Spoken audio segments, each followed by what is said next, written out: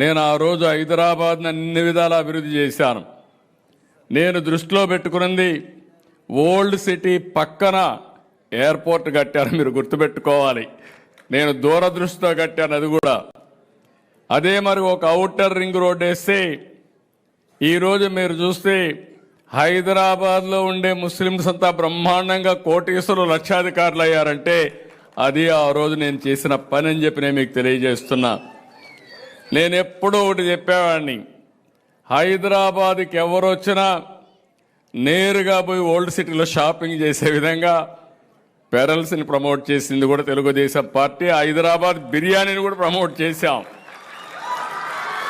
ప్రపంచం మొత్తం హైదరాబాద్ బిర్యానీ అంటే దానికి ఒక ఛాంప్ క్రియేట్ చేసే పరిస్థితికి వచ్చామంటే, ఇంకొక పక్క ఆ రోజు ప్యాలెస్ ఉంటే, పలక్నమా ప్యాలెస్ ఉంటే నిజాం సంస్కృతిని కాపాడడానికి ఒక బ్రహ్మాండమైన హోటల్ పెట్టి దాన్ని కూడా పరిరక్షించామని చెప్పి కూడా నేను మీకు తెలియజేస్తాను. ఒకటి రెండు కాదు, నేను వారసత్వాన్ని కాపాడడం కోసం అన్ని విధాల ప్రయత్నం చేశాం.